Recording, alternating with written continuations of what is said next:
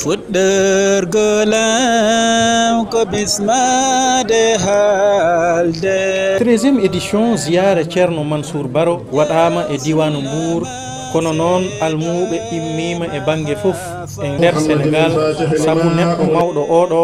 ceerno Mansour Baro mo ganduɗa lawol Cheikhouna Ahmada Tidiani foof na andimo e dow liggey makko mo waɗi e nder Sénégal kono e caggal leydi. Ziyare oɗo noon e nder balɗe tati waɗa zikrullahi tabaraka wa taala e julde e annabi sallallahu alayhi wa sallam e dewe Allah goɗɗe ko noon tan wurnina e balɗe tati. min mbiyetemi ko Mouhamadou Ndiaye jeeyami koto wiyete Koɓotoki Sara Kaolack eyyi ceerno Abdoul Mansour radiallahu taala anu minen nde wonno ko kanko nehi min min gariɗo e juuɗe makko guila 79 ha hande koye galle he min goni koye ñawor makko min jahata Allah noon waddini men e makko kanko fo e dokke makko minen fo e ustare min Allah waddino men e makko kanko ceerno Abdoul Mansour radiallahu taala anhu ne aduna o andirni no gandirɗon ni o jarani waɗande publicité ko Allah waɗanimo publicité fodde gurdam makko fof ɗum koye diine l'islam fodde gurdam makko fof ɗum koye sunna nelaɗo Allah sallllahu alayhi wa sallam fodde gurdam makko fof waɗi ɗum koye ɗariga Cheikh Ahmad Tidiani radiallahu taala anhu o golli hen ko seeki aada o yeehi hen aduna o fof o yeehi hen nde wonno o gollani caggal nde o woni ɓi ceerno Amadou Ba radiallahu taala anhu o gollani ceerno makko Seydi Hadji Mouhamadou Seydou radiallahu taala anhu ko hay goto meeɗa gollande ɗum ceerno makko ceerno muɗum ɗum tagi Allah rokkimo ko nde Allah rokkimo nde o daɗi dennagal zamanu makko Allah rokkimo ko kani hay goto e nder zamanu makko kon kanko woni baɗanteɗo oɗo ziyara ne woni sababu makko fuɗɗino koye zamanu fulɓe bandiramen fulɓe Fouta ene garannoɗo nde wonno gallo ne wonno ziyara ceerno Amadou Ba radiallahu taala anhu caggal julde taske caggal juuɗe koora ko Seydi Hadji Mamadou Seydou radiallahu taala anhu yamirno ɗum o amma kanko waɗanima oɗo ziyara hande ko bandiramen fulɓe Fouta garannoɗo juurademo ɗo Mbour o ñaagui Allah subhanahu wa taala yo Allah rokkumo e zamanu makko Allah hawrdina Foutaji ɗi hollino Fouta Dialo e Fouta Toro Allah rokkimo on wune ɗum o dañi ɗum e yeeso makko Allah rokkimo on wune Fouta Toro e Fouta Dialo watte arde juurade caggal e Fouta Masina caggal mum noon nde Allah nawtimo 2007 nde Foutaji ɗi foof ndenti Fouta Masina Fouta Toro Fouta Dialo kamɓe foof ɓe ndendi eɓe mbaɗnamo ziyara to galle men Mbour oɗo bayal kadi Allah asri ko kanko jeeyi ɗum ɗo fuɗɗa waɗede ko 2014 yen fuɗɗi waɗede ɗo guila hen ha hande guila aljuma o ha hande dimanche ha janggo subaka alto inchallahu taala ɗo waɗante ziyara o noon ko dewal Allah tan e gandirɗen ni ko wonno gurdam makko ko alqur'ana tan e hisbu sayfiw e salatul fatih e gollande julɓe ɓe e hidmande ɓe ko ɗum woni ziyara o kala ko jorta e makko ene ɗamine an ko ɓuri ɗum so Allah haaji inchallahu taala hande noon Allah waɗi ɗo ko khalifa makko ceerno men ceerno Cheikh Ahmadou Baro radiallahu taala anhu ene wonde mum Seydil Hadji Malick Baro ɓen Allah jogni golle ɗe dendagal golle o gollanɗo e l'islamu ɓe ko ɓen hande Allah jogni golle ɗe alhamdulillah rabbil alamina ɓen nene kala ɗo tawno golle ɗe ɓe ɓeydi ɗum fodde kamɓene kattanɗe mabɓe aduna o fof ne seedi ɗum ewa ɗum noon oɗo jarlo oɗon jaafo dendagal kam ko ari eɗo foof yo Allah jaabo duwawuji mabɓe yo Allah humto haajuji mabɓe onon ne journaliste en ɓe onon joguiɓe caktirɗe ɗe yo Allah waɗe monon barke yo Allah waɗe golleji mon ene barke yo Allah waɗe golleji mon e barke sabu barke Allah nana ɗum sallllahu alayhi wa sallam oɗon jarlo oɗon jaafo ko almudel moɗon Mouhamadou Ndiaye almude ceerno men ceerno Cheikh Tidiane Ahmadou Baro radiallahu taala anhu assalamu aleykum وسلام على المرسلين والحمد لله رب العالمين nde wonnone ceerno Mansour Baro e galle muɗum ko yimɓe fof jotodiri ko ɗum woni sababu lamɗo leydi ndi nuli délégation mawɗo waɗɗo fayida ari tan yottinde salminano mum e kadi wertude juuɗe mum saabu duwawna waɗane leydi ndi Allah waɗana men jaam e kisal délégation o noon autorité ji dañɗi fayida ari wayno Aliou Sall miñum président Macky Sall Omar Youm Abdoulaye Makhtar Diop Grand Serigne de Dakar Cheikh Issa Sall kañum ne arino e woɗɓe kamɓe fof noon konngol ngol ko gotol ceerno Mansour Baro radiyallahu taala anhu dokke makko e banggal Allah koko labti te yimɓe fof jaɓine ko neɗɗo mawɗo e banggal Allah te o nafi jiyaɓe Allah e kala bange. So wiyama ceerno Amadou Baro wiyama ceerno Mouhamadoul Mansour Baro ɗum noon kala nulaɗo toon wiyata ko yiɗi toon nula toon. Amin gandi ɗo ko galle diine, galle gandal e jangde e kadi ko jañiɗo ko kuftidinɗo wona Fouta wona ɗo e o diwan wona e caggal leydi kadi ɗo ha diaspora. Ziyara baɗo oɗo hono oɗo ko ziyara e nder région uji. Président de la république noon ñaagui yomin gar ɗo yamiri yomin gara inde mum min gonanamo ɗo min joɗono ɗo e bandiraɓe ɓe min ñaagoɗo duwaw ñagonoma nde Allah waɗata jaam ɓural e ɓamtare e nder Sénégal nde Allah newnantamo eɓɓoji ɗi o eɓɓata jande fof jamma e ñalawma woni wona e banggue jangde banggue laabi banggue courant banggue ndiyam fof gandal tan yonani katandagal ngal tan yonani ma duwaw yanta hen on duwaw noon ne ñaague ɗo ene jaaɓe ɗo ko ɗum noon o yamiri yomin gar ɗo min gara ɓe min poti ardude min gara kadi no min poti ardude min taw ɗo kadi ɓe min poti tawde ɗo min tawi ɗo Fuutankoɓe min tawi ɗo Sénégal naɓe Dakar naɓe min tawi ɗo leƴƴi kewɗi ɗi Pulaar e Jolfu fof nan ɗo ɗum noon ko en garino rawane en gari hikka eɗen ñaagui Allah yo Allah addu en ɗo kadi o saaha nimo wuuri. e ñalawma cakkitiɗo noon e ziyare oɗo yimɓe fof no fada khalifa galle ceerno Mansour Baro ceerno Cheikh Ahmad Tidiani Baro na yakori e makko Allah humtana ɓe haajuji mabɓe ko noon ceerno o ardi e délégation mum yimɓe barkinɓe ɓe yimɓe gandi kadi e nder galle ceerno saabu eɓe timmina golle ɗe e ñalawma cakkitiɗo oɗo e ziyare o. Ministre Oumar Youm noon o addi salminanu chef de l'état Macky Sall o haali ko président Macky Sall yiɗi e banggal jaam e kisal wonana kala guurowo ɗo e Sénégal caggal leydi e aduna fof. Ministre Oumar Youm noon ko kanko jogui konngol délégation gimmiɗo e président Macky Sall. noonu ko andi fii jagleel ñu ko gannaaw bu ñu ko wasaare ci Sénégal yépp wasaare ko ci bitim réew ñu jàppal ñu Mbuur jàppal ñu bésu ziyaara boo xam ne bésu tawfeex la bésu jaamu yàlla la bésu mbégte la bésu ndamu lislaam. Président mu ngi leen di jox nuyoo di leen feeñalaat cofeelam ak doom bu mu nekk ci biir kër gi Sénégal yëpp xam ku gis délégation bi nga xam ne moom la fi yónni di nga xam ne président de la République Macky Sall jox na cër famille Thierno Mouhamadoul Mansour Baro jox na cër xalif bi nga xam ne moo fi toog ñu ñaan yàlla yàlla yàggal toogaayam muy Thierno Cheikh Ahmed Tidiane. Délégation bu ñetti ministre nekk li mu am ci ay ndomboy tànk yu mu jox doomu Mbuur yëpp nekk ci mu yëkkati rakkam le maire Aliou Sall président de l'association des maires du Sénégal mu bokk ci loolu wane na pas-pas ak yaakaar ak doylu bu président Macky Sall am si kër gi parce que président xam na ne kër gi kër guy suuxat diine la kër gi këru ngor la kër gi këru doylu la kër gi këru xam-xam la waaye kër gi aussi kër la boo xam ne nangul nañu ko li mu nekk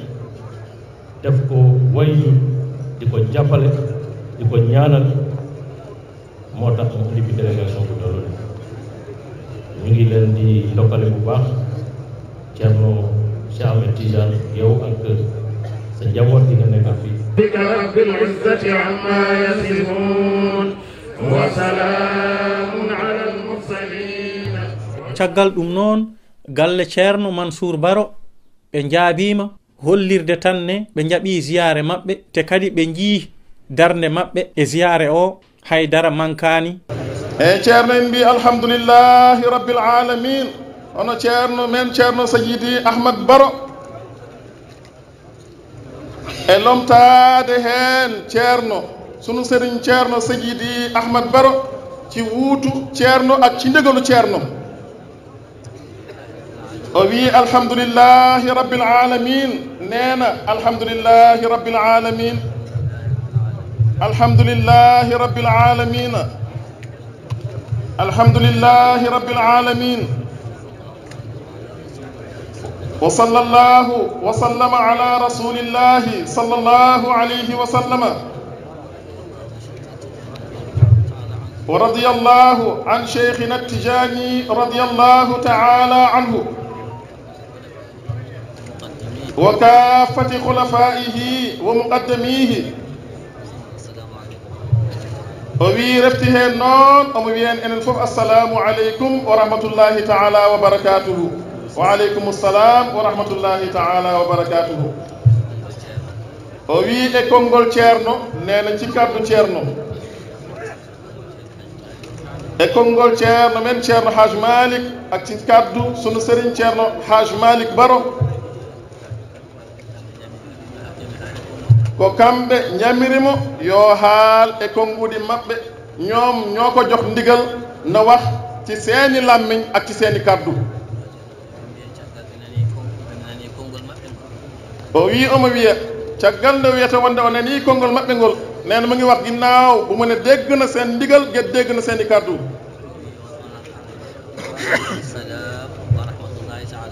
omo wiya on onon arɓe ɓe wa aleykum salam wa rahmatullahi taala wa barakatuhu nee na mu ngi leen di wax yéen ñii fi ñëw tey mu ngi leen di delloo nuyoo di leen fay di leen wax wa aleykum salam wa rahmatullahi taala wa barakatuhu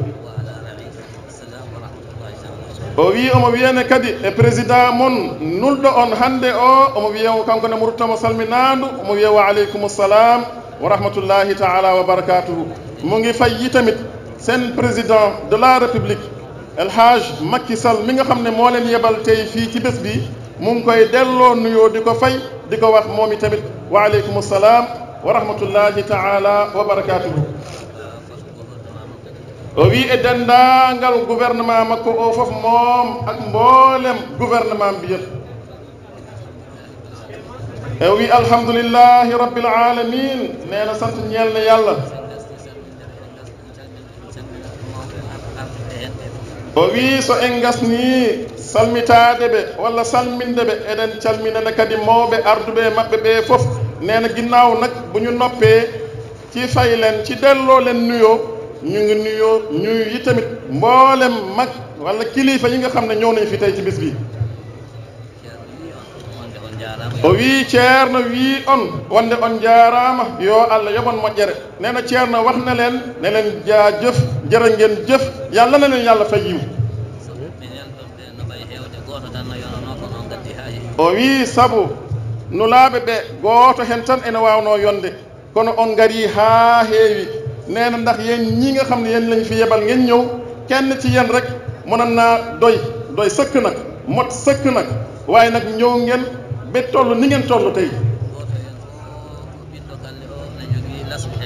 o wi gooto heen fof ko ɓiɗɗo galle o kadi ene jogii lasli e galle he nee na kenn ku nekk ci yéen ñii fi ñëw doom la ci kër gi te borooma ni tamit am na cosaan ci kër gi o wi Haj Omar Youm moo neli o nee na monsieur le ministre Haj Omar Youm mi nga xam ne moom la yebal fii mu jiite délégation bi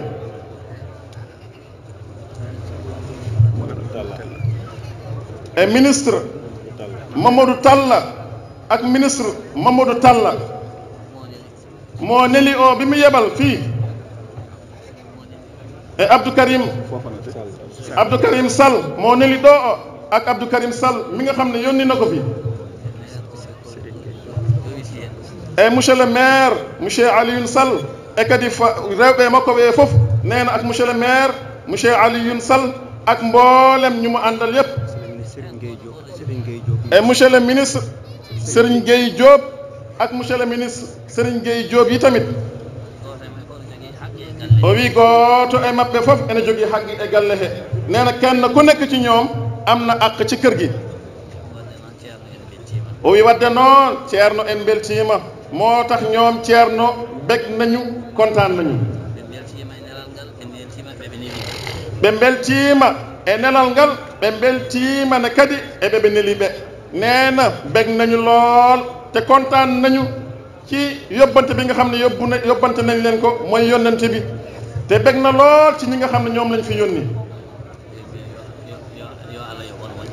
ceerno en noon enen mbiya on yo Allah yobon moƴƴere ñoom ceerno ñu leen di wax ne yàlla leen yàlla fay yiw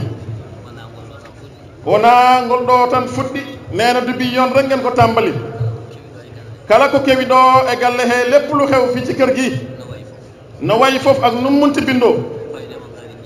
koyɗe mon ngari jettima ɗo sen tanki ñëwna fii yegsina ɓe fii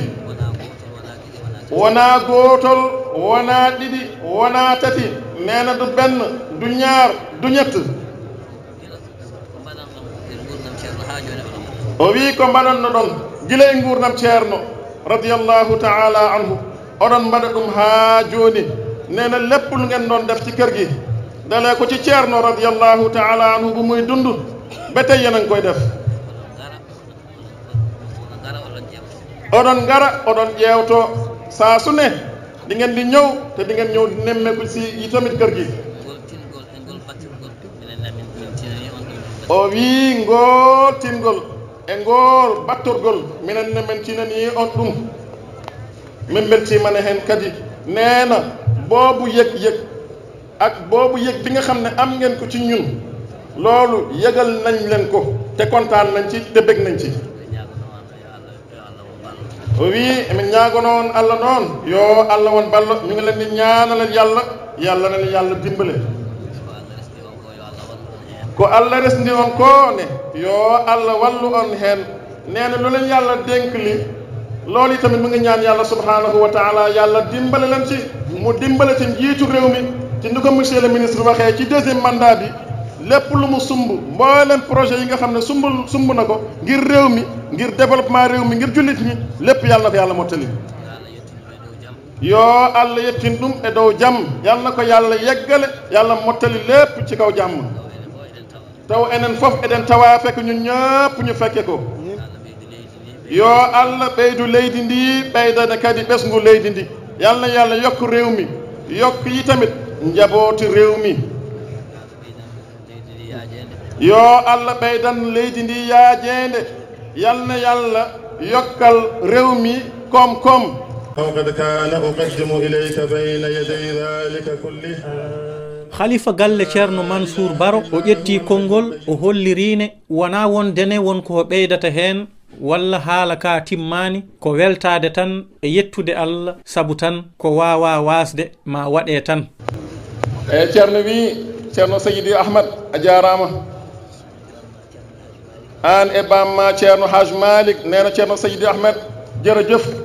yook sa baay sa papa Sidi Haj Malik e dendangal ɓesngu o fof ak mboolem njaboot ji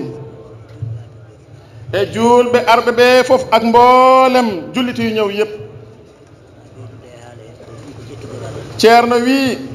wona ɓeydude e haala he ala ko jettugol Allah tan ceerno neena limi fi wax ni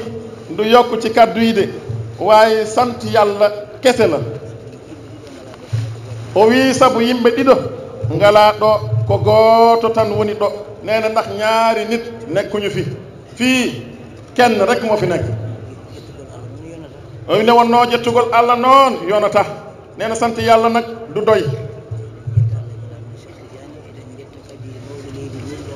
o wi eɓe jetta Allah e nelaaɗo mum e cheikhana Ahmada Tidiani eɓe jetta mawɗo leydi ndi nulɗo on o neena ñu ngi sant yàlla ak yonentam bi sallallahu alayhi wa sallam ak sunu sëriñ cheikhana Ahmada Tidiani radiyallahu taala anhu ak njiitu réew mi nga xam ne moo leen yónni tey yebal leen fii o wi eɓe jetta on ne kadi onon nelaaɓe ɓe ñu ngi leen di sant yi tamit yéen ñii ñu fi yebal eɓe jettana kadi julɓe tawtaraɓe ɓe fof ñu ngi sant yi tamit mboolem jullit yi teew yi ceerno wi eɓe gardini hen noon ahla beyti rasulillahi sallllahu alayhi wa sallama wonɓe e nder men ɓe nena ñu ngi ciy jiital nag waa kër yonente bi sallllahu alayhi wa sallam ñi nga xam ne ñu ngi ci suñu biir e denndaangal hawlatal qur'ani ɓe ak mboolem ñu yàlla baaxee mokkal téeram bi janginoɓe deftere allah e sunna nelaaɗo allah sallallahu alayhi wa sallam ñiy jàngale téere yàlla ak sunna yonente bi sallallahu alayhi wa sallam e denndaangal almameɓe jumaaji e jamaaji e zawiyaaji fofof nena ak mboolem imam yi nga xam ne ñu ngi jiite jumaa yeeg jàkk yi ak zawiya yépp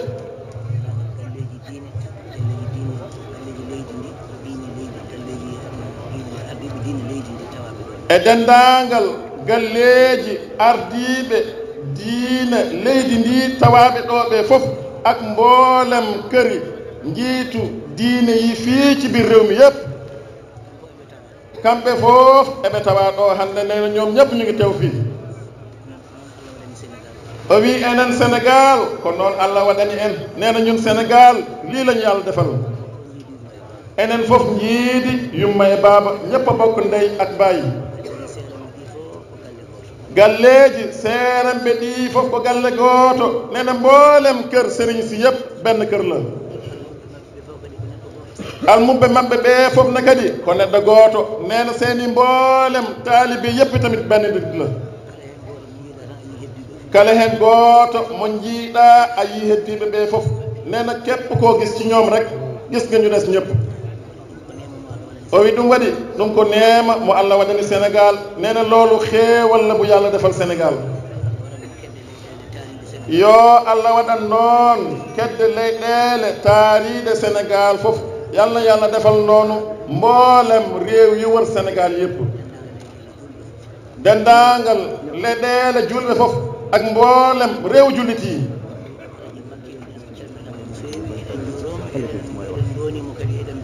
ceerno wi alhaji Macky Sall ñu ngi koy nuyu bu baax di ko ñaanal di ko ziyaar di ko jaajëfal ci lépp o wi sabu golle moƴƴe ɗe waɗee Sénégal neen alhaji Macky Sall ñu ngi koy nuyu di ko ziyaar di ko ñaanal yi tamit di ko jaajëfal ci liggéey bu rafet bi nga xam ne mu ngi koy def ci Sénégal mo ngannduɗaa enen fof en pawi heen gite men liggéey yoo xam ne ñu ñëpp teg nañ ci suñu bët kala galle diine e leydi hee woodi no waddi e mum nee na bépp këru diine fii ci Sénégal am na lu président Macky Sall jëflante ak yow o wi ɗum waɗi kamɓe fof eɓe nduwaniimo eɓe mbeltaniimo loolu moo tax ñoom ñëpp ñu ngi koy ñaanal te kontaan nañ ci moom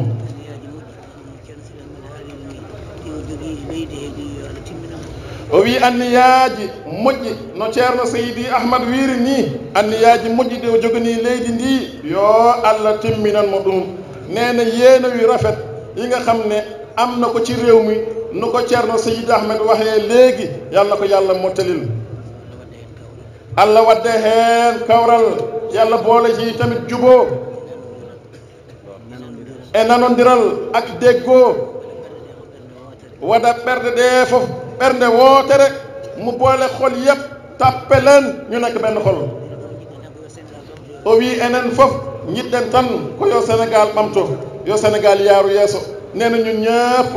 lenn rek la ñuy sàkku mooy Sénégal yëkkatiku Sénégal jëm ca kaw ca kanam Sénégal tamit baax Sénégal ñoŋ yo Allah waɗan noon ne kadi denndaangal leyɗeele taariiɗe Sénégal fof yal na yàlla defal noonu mboolem réew yi wër Sénégal o wi dille na kadi puɗɗiide wadde to Guinée to yo Allah ñif ɗum nee na yëngu-yëngu yi nga xam ne tàmbali naa am fële ci Guinée yal na ko yàlla fay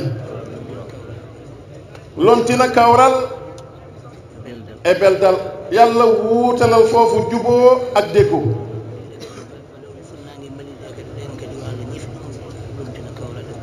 o wi fitnaaji baɗooji ne kadi to funnaange Mali to ɗum ne kadi yo Allah ñif ɗum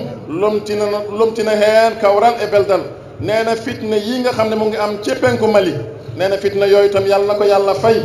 yàlla wuutal fa juboo ak déggoo Allah waɗana noon denndaangal leyɗeele juulɓe kala yàlla defal noonu itam mboolem réew jullit yi nungu paaɗo oone yoo Allah waɗaneen heen jàmm nee na nawet bi nga xam ne tamit ñu ngi koy dëgmal nee na bam nawet yi tamit yàlla na ci yàlla def jàmm Allah kadi adda heen ndiyam keewɗam mbarkinɗam ɗam yoolata ɗam yirbinta yàlla wàccee ci tamit ndox mu bari bu barkeel boo xam ne du labal dara du toj dara du màbbal dara o wadde heen puɗɗi barkinde yàlla boole ci tamit gàncax gu barkeel o wii soo barkiniine yoo Allah wat ɗum ngeɗu men nee na su barkeele yi tamit yàlla na ko yàlla def suñu muur o wi kala ñaatɗo heen ne wota ɗum dol so wonaa taw yettiri ɗum Allah rewiri ɗum Allah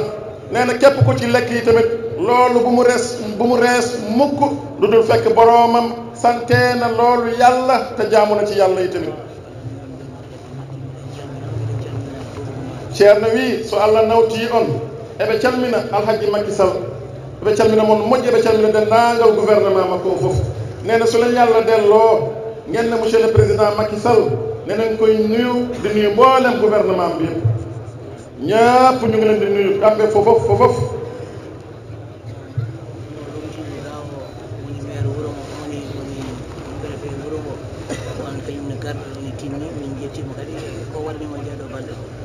o wi mo lomtini ga hono préfet wuro ngo ceerno wi on nene kadi no tinni no feewi kadi eɓe jettamo kanko président de la république ko waɗanimo e ɗeɗo balɗe nene ki nga xam ne moo ko wuutu fii ci dëkk bi muy monsieur le préfet mi nga xam ne mooy représentant président bi nekk fii ci réew mi wuutu ko fii nee na ku baax la koo xam ne lépp la rafetal te itamit ñu ngi koy sant di ko gërëm ci lu mu ko defal ci fan yii woni nomination mo waɗanimo o muy nomination décret bi nga xam ne defal na ko ci fan yii o waɗimo gouverneur def na ko gouverneur o wi ɗum ne kadi mbuur fof ene yettamoye ɗum nee na loolu mbuur yépp mu koy sant di ko gërëm ci loolu o wi maire wuro ngoo monsieur Fallou Silla on ne kadi eɗen jettamo no feewi nee na maire dëkk bi maire Fallou Silla ñu ngi koy sant bu baax e denndaangal maire uji taariɓe mbuur fof nee na ak mboolem maire yi nga xam ne ñoo wër mbuur maire Sindia ak ñoom ñépp ba fii Ngeeko ak mboolem chef de service yi fii ba Mbalikunda ñëpp rek service yi yëpp service aji fof o wi fofof ɓe timmini golle maɓɓe ɓe moƴƴini golle maɓɓe ñoom ñëpp matal nañu seen liggéey te rafetal nañu ko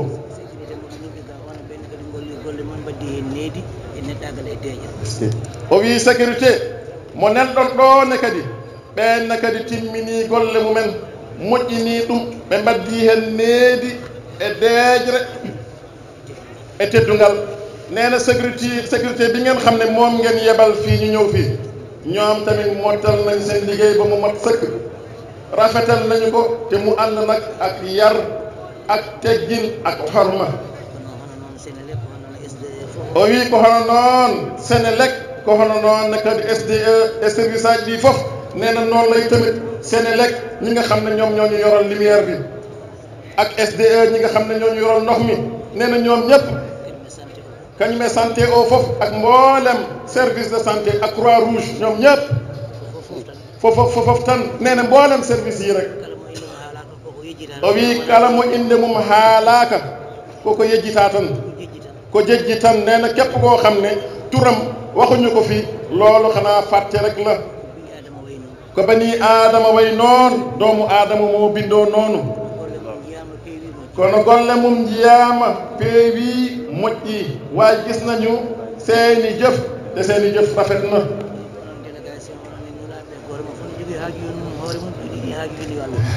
o wi onon délégation nulaaɗo one gooto e mon fof ene jogii haaju hoore muɗum ceerno wi ene ñaagoo Allah subhanahu wa taala yo Allah humtan joomum haaju mum o nee na yen délégation mi nga xam ne yen la monsieur le président yebal fii nee na kenn ku nekk ci yéen ci délégation bi am na aajo yi boppam soxla boo xam ne du ko wax kenn mu ngi ci biir xolam xam na ko nee na mu ngi ñaan yàlla subhanahu wa taala yàlla mi xam lépp gis lépp dégg lépp yàlla yàlla fajal seen aajo yooyu.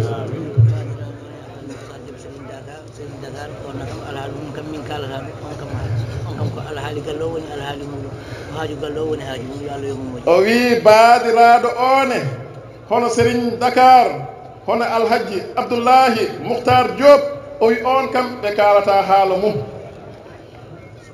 sabu on ko haaju galle o tan woni haaju mum ko yaadu galle o ne kadi woni yaadu makko yo Allah yommo moƴƴere yo Allah renmo yo Allah hisnumo nena wayi nak jarbatam bi di jarbatam grand serigne de Dakar Alhaji Abdoullahi Mouhtar Diop nena kooku moom du wax waxam ndax kooku njabootam la te kër gi këram la te doxu kër gi rek lay dox te yittey kër gi rek mooy yitteem soxlay kër gi rek ci la nekk guddi ak bëccëg moo tax nag ñu ngi koy sant di ko gërëm di ko ñaanal yal na ko yàlla wottu yal na ko yàlla aar yal na ko yàlla sàmmal boppam. ceerno wi ɓe nduwinima ne kadi kala denndaangal joginooɗo anniya moƴƴo e ziyare he ɗum ne kadi ɓe nduwonima joomumen fof kala joginooɗo anniya moƴƴo e ziyare he ɓe nduwonima ɗum nena ñaanal ni tamit mboolem ñu amoon ay yéene yu rafet ci ziar bi ñoom ñëpp yàlla ne ko yàlla nangul o wi joom ziyara o noon no haandi e ɗum ene haandi e ko ɓuri ɗum nena borom ziar bi nag yelloona loolu te yelloona lu ëpp loolu o wi sabu man kaana lillahi kaana allahu lahu kala mo wonani allah képp ku nekkal yàlla e goonga ci dëgg allah wonan ma e alhaaliji ma fof yàlla nekkal la ci say mboolem mbir kanko ceerno noon radiyallahu taala anhu moom ceerno nag radiyallahu taala anhu o wi fofof makko o ƴeftu ɗum o totti ɗum allah dafa jël léppam jébbal ko yàlla o anda oɗo aduna o andana ɗum hay hunde xamul mbi adina te xamalul aduna bi dara o wi ɓernde noon so andi allah andata goɗɗum nena xol su xamee yàlla du xam leneen déedéet ɗum waɗi noon allah ƴefti aduna mumo e fofof ƴefti watti e juuɗe makko loolu moo tax nag yàlla jël addinaam bi yépp lépp nag mu jël ko mu teg ko ci ay loxom sabu ko noon wiya ndax loolu la ñu wax e ceerno wi ɓe jejjitaani joomen téléji ɗi jogitiiɓe communication o wi kamɓene kadi koye service aji he ɓe jeeya ñoom tamit ci service yi la ñu bokk o wi sabu ko kamɓe eggante en kala ko waɗi ɗo haa aduna o fof yiya ɗum nana ɗum ndax ñoom